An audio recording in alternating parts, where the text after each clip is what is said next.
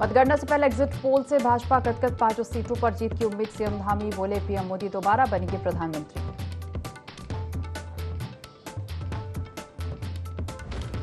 चारधाम यात्रा ने बनाया नया कीर्तिमान। श्रद्धालुओं का आंकड़ा पहुंचा 15 लाख के पार। केदारनाथ धाम में सर्वाधिक तीर्थयात्रियों ने किए दर्शन।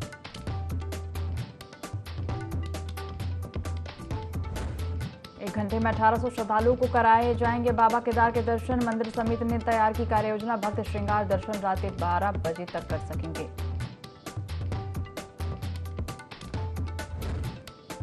चंपावत में वाहन दुर्घटनाग्रस्त होने से एक की मौत। डीएम और एसपी ने ग्रामीणों की मदद से घायल को पहुंचाया अस्पताल। जिला चिकित्सालय में घायल का चल रहा इलाज।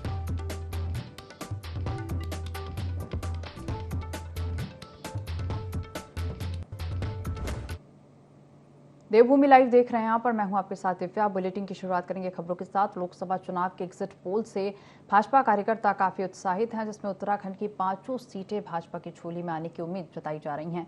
इस पर मुख्यमंत्री पुष्कर सिंह धामी ने कहा कि एनडीए एग्जिट पोल के आंकड़ों से भी ज्यादा सीटें जीतेगा। नरेंद्र मोदी एक बार फिर से प्रधानमंत्री बनने जा रहे हैं। वहीं भाजपा प्रदेश अध्यक्ष महेंद्र भट्ट ने भी 5 लोकसभा सीटों पर भाजपा के प्रत्याशियों के 2 गुने अंतर से जीत का दावा किया। एग्जिट पोल से साबित होता है कि सेवा, सुशासन और गरीब कल्याण की नीति पर जनता ने मुहर लगाई है।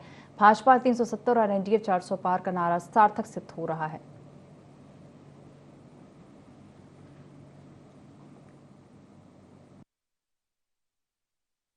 एग्जिट पोलों में एनडीए और भाजपा को प्रचंड बहुमत दिखाया गया है और ये एग्जिट पोल उस दिन और आगे बढ़ेंगे जिस दिन 4 जून को रिजल्ट आएगा और जैसे जैसे मतगणना प्रारंभ होगी ये आगे बढ़ते जाएंगे और मोदी जी तीसरी बार प्रचंड जीत के साथ देश के प्रधानमंत्री बनेंगे। ये जीत भारत के मोदी जी के 140 करोड़ परिवारजनों की जीत है, उनकी नीति और नीयत की जीत है, गरीब कल्याण सुशासन की जीत है। जो उन्होंने देश के लिए अपना एक एक पल और एक एक क्षण लगाया है, ये उसकी जीत है और ये ऐतिहासिक होगी। हम आज के एग्जिट पोल का सम्मान करते हैं और सिद्ध हो गया है कि भाजपा 370 और एनडीए 400 पार का जो नारा जनता ने लगाया था वो सार्थक सिद्ध होगा। सेवा, सुशासन, गरीब कल्याण की नीति को जनता का जनादेश प्राप्त हुआ है।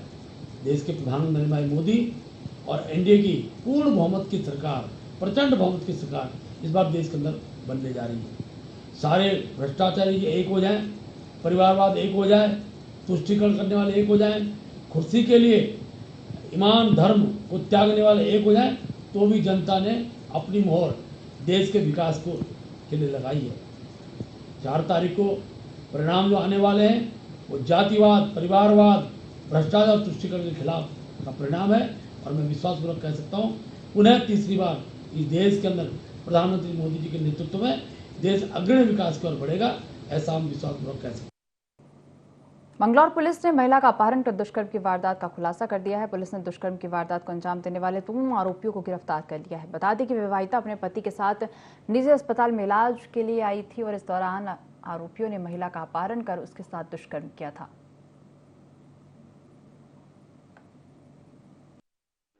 कल 112 के माध्यम से ये सूचना पुलिस को प्राप्त हुई थी कि एक युवती का अपहरण करके उसके साथ दुष्कर्म किया गया है। पुलिस ने तत्काल इस मामले को पंजीकृत किया गया।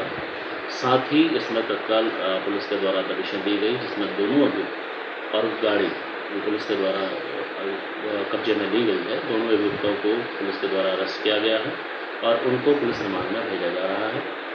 जो भी संगीन धाराओं में 366, 376 में भी पंजीकृत किया गया है और इसकी विवेचना का जो पर्यवेक्षण है वो सीनियर ऑफिसर के स्तर से किया जा रहा है और इसमें जो भी सख्त कार्रवाई होगी वो पुलिस के प्रावधान में लाई।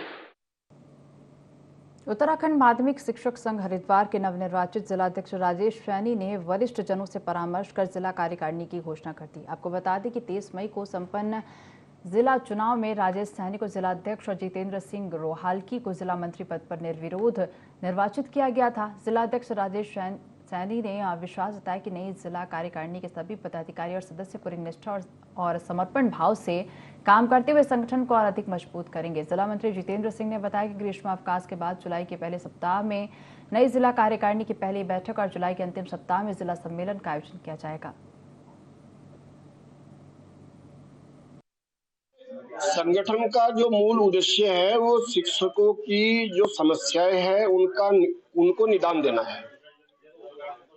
वर्तमान में जो हमारी राज्य सरकार है ये अशासकीय विद्यालय के अस्तित्व को समाप्त करना चाहती है। हमारी जो मुख्य लड़ाई है वो सरकार से है।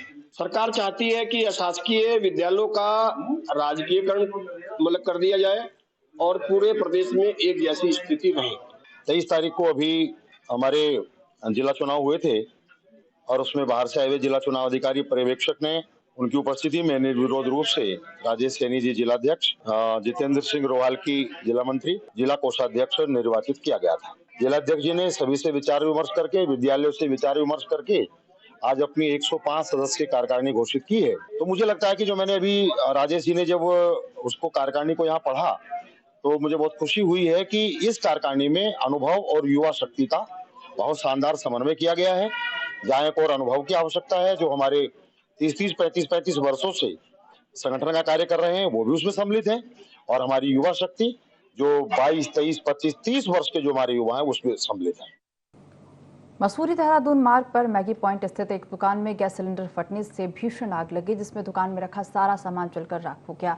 सूचना पर पहुंची फायर ब्रिगेड की टीम ने कड़ी मशक्कत के बाद आग पर काबू पाया और इस दौरान मार्ग पर अफरा तफरी का माहौल हो गया। जानकारी के मुताबिक किचन में रखे गैस सिलेंडर में अचानक आग लग गई।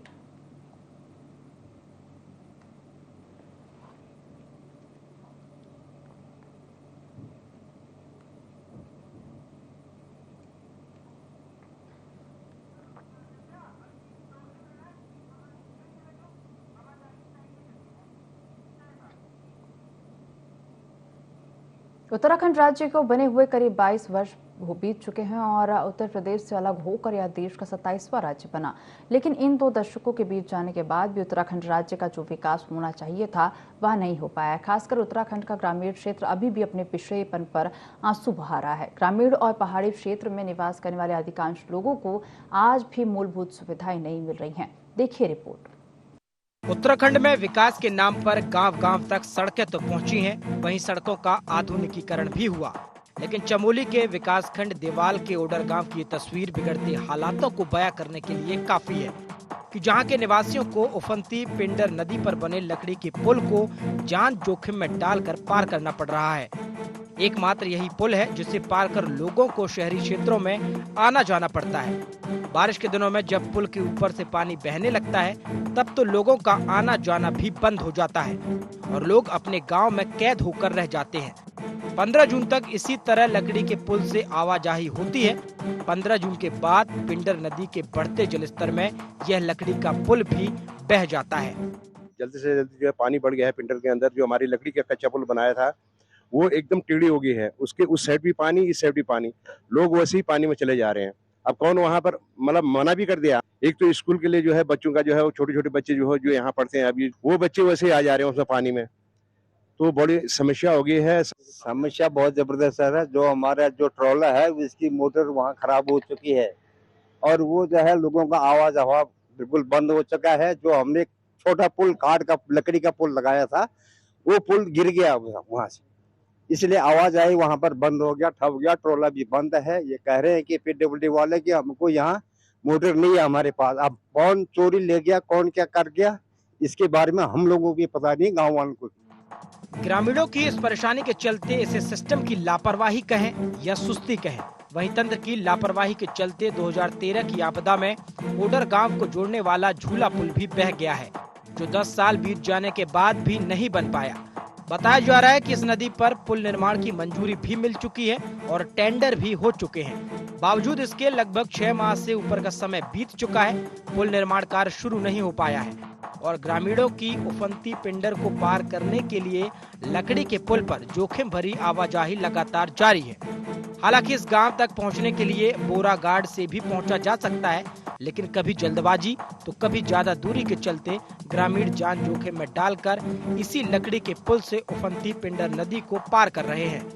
ग्रामीणों ने ब्लॉक प्रमुख देवाल दर्शन दानू के नेतृत्व में पीडब्ल्यूडी के थराली दफ्तर पहुंचकर अधिशासी अभियंता से जल्द ट्राली का संचालन करने की मांग भी की है। हमारा ये कच्चा पुल है, हम इसको सितंबर में बनाते हैं, उसके बाद यह बरसात में बह जाता है।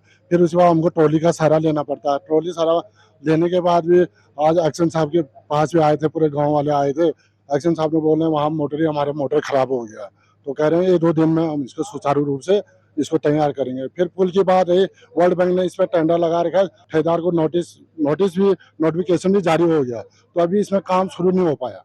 अधिशासी अभियंता पीडब्ल्यू से हम लोगों ने मुलाकात की है, जिसमें मुख्य रूप से जो हमारा ऑर्डर ट्रॉली को लेकर सब ग्रामीणों के साथ हम भी यहाँ पर पहुंचे थे। और निश्चित तौर पर जिस तरीके से पहले भी 15 जून से हमारी ट्रॉलियां शुरू होती थी, लेकिन इस बार हम देख रहे हैं कि नदी का जलस्तर बहुत पहले ही उठ चुका है और इस चक्कर में थोड़ा दिक्कतें हो रही, परेशानियां हो रही हैं। तो हमने तुरंत ही विभाग को ये कहा कि भाई इसको तुरंत यहाँ ट्रॉली सुचारू करें। जो मोटर के अंदर की कॉपर होती है वो गायब मिली है, तो आज हम अधिशासी अभियंता पीडब्ल्यूडी को कहा है कि वहाँ ट्रॉली सुचारू रूप से चालू करें, क्योंकि लोगों की वास्तव में जेन्युइन समस्या है। नदी का जलस्तर बहुत ही ऊंचा उठा हुआ है, कभी भी कोई हादसा हो सकता है। हमारे पास जो ट्रॉली के लिए हमें जो शासन से अनुमति है वो है कि बरसात की अवधि के लिए कि 15 जून से हम 15 सितंबर तक चलाते हैं, और उसकी हमने निविदा भी आमंत्रित कर रखी है। हम मतलब सामान्य परिस्थिति में 15 जून से चला देते हैं, लेकिन चूँकि इस बार जो बारिश बहुत ज़्यादा हो रही है, अब मई से ही लगभग 15 मई से बारिश की आ रही, तो जैसे भी गाँव वाले बताया जलस्तर बढ़ गया है, तो हम उसको वैकल्पिक रूप में फिलहाल हम चलाने के प्रयास कर रहे हैं। उसको कोशिश करते हैं कि एक मतलब बहुत जल्दी उसको चलाने के हम प्रयास करेंगे, जितना जल्दी चल जाए तो उसको ट्रॉली चला दें। अब हालात यह है कि एक और जहां ग्रामीणों को जान जोखिम में डालकर पिंडर नदी को लकड़ी के पुल से पार करना पड़ रहा है, तो वहीं पीडब्ल्यूडी विभाग वैकल्पिक व्यवस्था के रूप में ट्राली का संचालन नहीं कर पाया, जबकि मानसून आने में अब कुछ ही दिन शेष है। ऐसे में यदि लकड़ी के पुल को पार करते समय या लकड़ी के पुल पर अधिक पानी आ जाने से कोई हादसा हो गया तो इसकी जिम्मेदारी किसकी होगी? थराली से IND 24 के लिए मोहन गिरी की रिपोर्ट। खबरों में आगे बढ़ेंगे। हर वर्ष चारधाम यात्रा के दौरान हेली दुर्घटनाओं के मामले सामने आते हैं, जिनके कारण ज्यादातर टेक्निकल खराबी मानी जाती है। लेकिन दुर्घटनाओं से सबक लेते हुए क्या इन विमानों का उड़ान से पहले ऑडिट होना चाहिए? और इसी सवाल का जवाब देते हुए यूकाडा के अपर सचिव सी रविशंकर ने बताया कि DGCA यानी नागर विमानन महानिदेशालय प्रत्येक मशीनरी को पूरी तरीके से चेक करने के बाद, पायलट का क्वालिफिकेशन और एक्सपीरियंस चेक करने के बाद जब सब संतोषजनक होता है तभी उड़ान के लिए अनुमति देता है। उन्होंने कहा कि अभी तक जितना ऑपरेशन हुआ है उसमें अगर कोई दुर्घटना हुई है तो उसका अनुपात नगण्य होगा, और उन्होंने कहा कि DGCA प्रत्येक चीज की मॉनिटरिंग करती है।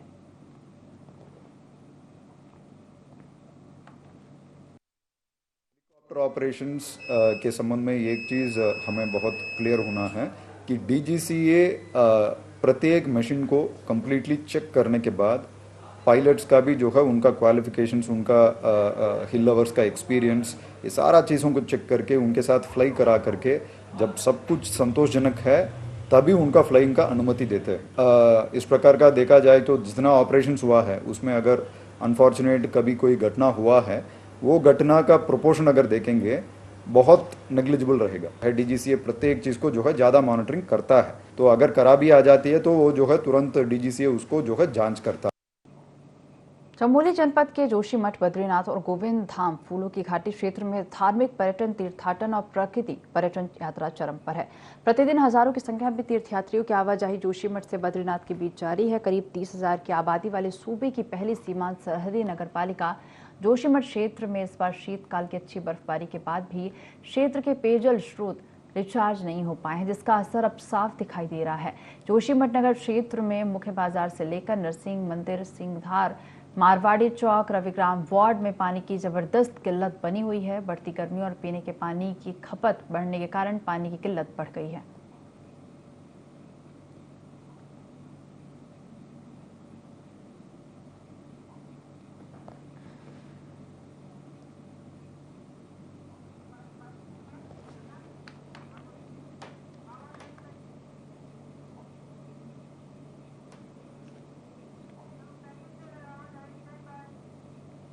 तो थराली विधानसभा के दूरस्थ गांव देवाल वाण मोटर मार्ग का भले ही नाम बदल गया हो, लेकिन यहां के हालात नहीं बदले हैं। यहां ना तो सड़क की हालत बदली है और ना ही मोटर मार्ग की स्थिति। दरअसल हरिपुर के पास बने मोटर पुल पर भारी वाहनों की आवाजाही से बड़ा गड्ढा बन गया, जिसके चलते मोटर पुल पर बने ये गड्ढे दुर्घटनाओं को दावत दे रहे हैं। और इसी पर देखिए हमारी एक खास रिपोर्ट।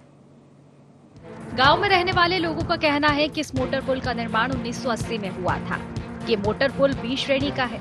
पुल ज्यादा से ज्यादा 16 टन का भार उठा सकता है, लेकिन इसके बावजूद बीते कुछ समय से इस पुल पर ओवरलोड वाहनों के आने जाने का सिलसिला शुरू हो चुका है। वहीं पुल पर पानी की निकासी के लिए बनाए गए हौज मलबे से बंद पड़े हैं। इसके चलते अक्सर पुल पर पानी का जमाव होता है। ऐसे में लगातार पानी जमा होने से, रखरखाव सही नहीं होने से और भारी वाहनों की आवाजाही से मोटर पुल पर गड्ढा हो गया है, जो किसी भी दुर्घटना का सबब बन सकता है। यहाँ पे जो ये हरिपुर में पुल है 1980 का बना हुआ पुल है और ये कल शाम से ये बड़े हैवी वाहनों के द्वारा जो लोडेड वाहन जा रहे हैं उनके जाने से ये पुल जो है यहाँ पर टूट चुका है।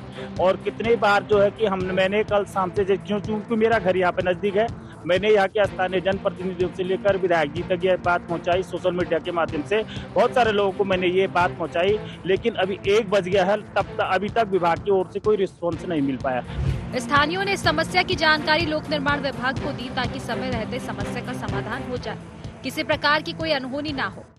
लगभग 1 महीना हो गया है, इस पे लगातार भारी वाहन चल रहे हैं और जबकि पुल की क्षमता साफ लिखा है कि 16 टन इसकी पुल की क्षमता है, लेकिन इसमें तो मेरे ख्याल से 20 टन 22 टन के लगातार वाहन चल रहे हैं। स्थिति हो गई है। लोक निर्माण विभाग से आग्रह है तुरंत नहीं की जाएगी, इसको बचाने की कोशिश नहीं की जाएगी तो ये बड़ी हानि होगी, जो कि सरकार के राजस्व की हानि होगी और इस क्षेत्र का यातायात पूर्ण रूप से बाधित होगा। 1980 के करीब का ये पुल है और ये सिंगल बड़े वाहनों के लिए नहीं है, बल्कि 16 टन के वाहन इसमें जा सकते हैं। तब से काफी इसकी उम्र भी हो गई है और इस बीच इसमें बहुत बड़े बड़े वाहन चले, इस बहुत बड़े क्षेत्र की लाइफलाइन है और इसको शीघ्र इस पर काम किया जाना चाहिए। विशेषकर पिंडर घाटी की सड़कें पूरी सड़कों को पुनर्गठित करने की आवश्यकता है, पुलों को पुनर्गठित करने की विशेष आवश्यकता है। फिलहाल देखना ये है कि कब तक लोक निर्माण विभाग इस पुल का जायजा खत्म कर सुधारात्मक काम शुरू करते हैं। सभी ग्राम वासियों को पुल सही होने का इंतजार है। ID24 के लिए मोहन गिरी की रिपोर्ट। प्रदेश में निवेश को लेकर भाजपा प्रदेश प्रवक्ता हनी पाठक का कहना है कि राज्य में अच्छा इन्वेस्टमेंट हुआ है। विपक्ष पर तंज कसते हुए कहा कि बीजेपी प्रदेश प्रवक्ता ने कहा कि कांग्रेस के कुछ नेता कहते थे जिसको जितना खाना है खा लो, लेकिन हमारे यशस्वी मुख्यमंत्री पुष्कर सिंह धामी के नेतृत्व में उत्तराखंड में युवाओं को रोजगार मिला है और राज्य में जिस हिसाब से इन्वेस्टमेंट समिट हुआ वह सफल रहा है और युवाओं को रोजगार मिला है।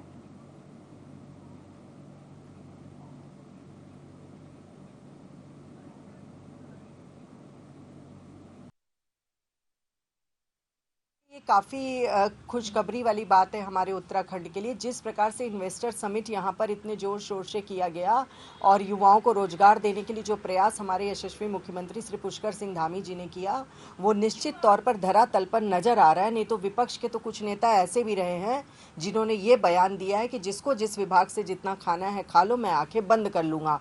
उसी के एंटी में अगर आप देखते हैं तो हमारे यशस्वी मुख्यमंत्री श्री पुष्कर सिंह धामी जी लगातार प्रदेश के बारे में सोचते नजर आ रहे हैं और जो ये इन्वेस्टमेंट हुआ ये भी निश्चित तौर पर उत्तराखंड में जो शब्द कहे गए हैं कि आने वाला दशक उत्तराखंड का दशक होगा, वो निश्चित तौर पे सार्थक होता दिखाई दे।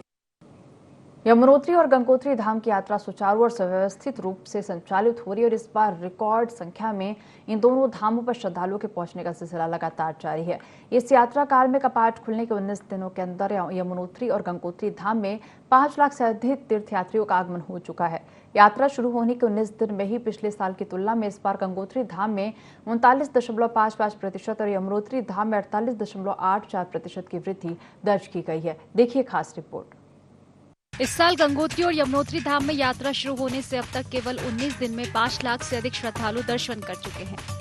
यह आंकड़ा पिछले साल की तुलना में कहीं ज्यादा रिकॉर्ड किया गया है, क्योंकि वर्ष 2023 में गंगोत्री धाम में जहां 1,21,000 यात्री दर्शन करने पहुंचे, तो इस बार 2 लाख यात्री दर्शन कर चुके हैं। यह आंकड़ा पिछले साल की तुलना में 39.55% अधिक है। इस तरह यमुनोत्री धाम में वर्ष 2023 में जहां 1 लाख से ज्यादा श्रद्धालुओं ने दर्शन किए हैं, तो वहीं इस वर्ष अब तक 2 लाख से ज्यादा श्रद्धालु दर्शन कर चुके हैं। यमुनोत्री धाम में भी 1 लाख से अधिक श्रद्धालुओं ने दर्शन किए हैं और यह बढ़ोतरी दर 48.84% है। यमुनोत्री में अभी थोड़ा प्रशासन ने थोड़ा रेस्ट्रिक्शंस लगाए हैं, सभी का जो रजिस्ट्रेशन है वो देखा जा रहा है, तो इस वजह से थोड़ी भीड़ कम हुई है। और जो भी हरिद्वार से ऑफलाइन रजिस्ट्रेशन बंद करा दिए है तो थोड़ा भीड़ थोड़ी कम हुई है। कल हमको मंदिर में ज़्यादा टाइम नहीं लगा, हार्डली 10-15 मिनट में हो गया, सिर्फ वो टाइम लगा सिर्फ चढ़ने उतरने में लगा। बाकी यमुनोत्री का तो काफ़ी ठीक था हमारा एक्सपीरियंस, ज़्यादा भीड़ नहीं थी। बाकी आगे का तो हम जा रहे हैं और दर्शन भी बहुत अच्छे से हो रहा है, तो अभी जाना काफ़ी अच्छा है वहाँ पे। प्रशासन द्वारा तो काफ़ी अच्छी तैयारी हो गई है और पुलिस ने मतलब बहुत भीड़ को काफ़ी कंट्रोल कर रखा है और घोड़ों के लिए भी अलग रास्ता बना रखा है, तो उससे जैसे जो यात्री पैदल जा रहे हैं उनको दिक्कत नहीं हो रही अब जाने आने में। मतलब काफ़ी अच्छा हो गया अब यमुनोत्री का यात्रा अच्छा रहा, मतलब बहुत अच्छा अनुभव रहा यमुनोत्री का। वहीं यह भी देखने को आ रहा है कि दोनों धामों में इस बार श्रद्धालु स्वयं के वाहनों से भी बड़ी तादाद में पहुंचे हैं। आंकड़ों के हिसाब से देखा जाए तो गंगोत्री में इस बार करीब 19,000 से अधिक वाहनों की एंट्री हुई है, जबकि पिछले साल करीब 10,000 वाहनों की ही एंट्री हुई थी। वहीं यमुनोत्री धाम में इस बार 18,000 से अधिक वाहनों को प्रवेश मिला है, तो पिछले साल यह आंकड़ा 9,000 वाहनों का रहा था। इस प्रकार तीर्थ यात्रा पर आने वाले वाहनों की संख्या पिछले साल की तुलना में इस बार गंगोत्री में 39.64% और यमुनोत्री में 46.40% अधिक है। यमुनोत्री और गंगोत्री करे दर्शन बहुत अच्छा हुआ, बहुत गवर्नमेंट की तरफ से बहुत अच्छा सब अरेंजमेंट करा हुआ है, तो कहीं किसी लोगों को कोई परेशानी नहीं है, अच्छे से दर्शन हो रहा है, सब कुछ अच्छा है। तो मेरा यही आप लोगों से, जो आप आना चाहते हैं आप आइए, दर्शन करिए, 4 धाम यात्रा अपने परिवार के साथ। अभी तक तो कोई दिक्कत नहीं है, रूट साफ है, भीड़ नहीं है, ट्रैफिक भी नहीं है, सुकून से जा रहा, सुकून से आ रहा। अब तक तो कोई दिक्कत नहीं है। यमुनोत्री गए थे हम लोग, कल गए थे, अभी तक तो फिर सुबह कल 1-2 बजे नीचे उतर गए सब लोग, नीचे गए आ गए। उसके बाद क्या है, उधर से हम लोग जा रहे थे, गंगोत्री रोड जा रहे थे, अब उत्तरकाशी में है। उत्तरकाशी से तो साफ सिरा रहे हैं, अभी 2 घंटे का पहले लेट होनी थी, 2 घंटे का पहले आ गए हम लोग। 4 धाम यात्रा को प्रारंभ हुए आज 19वां दिन है और लगातार जो है उत्तरकाशी जनपद में अगर बात करूं तो गंगोत्री और यमुनोत्री धाम में जो लगातार जो है श्रद्धालुओं की संख्या बढ़ती जा रही है। लगभग अभी तक जो है 5 लाख से अधिक लोग जो है दर्शन कर चुके हैं, जो कि एक रिकॉर्ड है, क्योंकि अभी तक जो है पहली बार जो है इतने लोगों ने जो है अब तक दर्शन कर चुके हैं। लेकिन फिलहाल जो शासन प्रशासन ने यहाँ पे व्यवस्था की है, उसको लेकर जो यात्रीगण है उनमें जो है खुशी की लहर है, क्योंकि शासन प्रशासन द्वारा बहुत अच्छी यहाँ पे जो व्यवस्था बनाई गई है। जहाँ तक मैं बात करूँ गंगोत्री और यमुनोत्री धाम की, तो वहाँ पे जो है इस समय कोई भीड़ नहीं, लाइन नहीं लगानी पड़ रही और यात्री जो है बहुत आसानी से दर्शन कर रहे हैं। दीपक नोटल, ND24 उत्तरकाशी। इस बार रिकॉर्ड संख्या में तीर्थयात्रियों और वाहनों के आवागमन के बावजूद बेहतर यात्रा प्रबंधन के चलते यात्रा सुरक्षित और सुव्यवस्थित रूप से जारी है। यात्रा मार्गों पर वाहनों की आवाजाही भी सुचारू बनी हुई है। प्रशासन द्वारा भी लगातार यात्रा व्यवस्थाओं की बारीकी से निगरानी और स्थलीय निरीक्षण किया जा रहा है। यात्रा संचालन को सुव्यवस्थित बनाए रखने के लिए प्रशासन ने व्यापक इंतजाम किए हैं और धामों के साथ ही यात्रा मार्गों पर बड़ी संख्या में अधिकारियों को तैनात भी किया गया है। शुरुआती 2 दिनों को छोड़ दिया जाए तो लगभग सभी यात्री व्यवस्था को लेकर काफी खुश दिखाई दिए। उत्तरकाशी से ND24 के लिए दीपक नौटियाल की रिपोर्ट। बीते कुछ दिनों में देहरादून में अब तक का सबसे ज्यादा तापमान रिकॉर्ड किया गया है। मई महीने में पहली बार दिन का तापमान 43.2 डिग्री सेल्सियस रिकॉर्ड किया गया था। मौसम विज्ञान केंद्र देहरादून के निदेशक डॉक्टर विक्रम सिंह ने बताया कि देहरादून में गर्मी ने अब तक के सभी रिकॉर्ड तोड़ दिए हैं।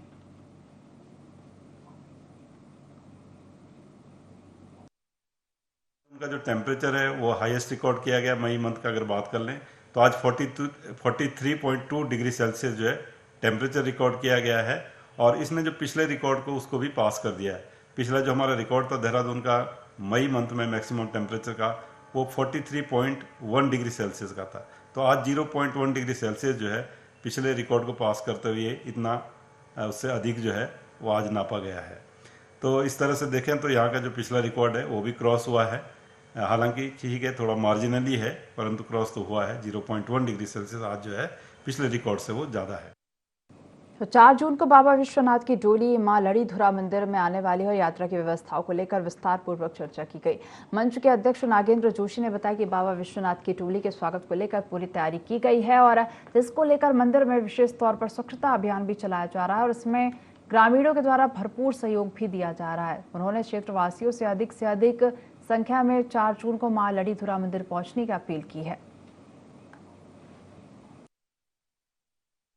लड़ीधुरा मां भगवती के दरबार में सभी लोगों के सहयोग से स्वच्छता का कार्यक्रम करा। 4 तारीख को बाबा विश्वनाथ जगदीशिला डोली की यहाँ पर कोई यात्रा होनी है।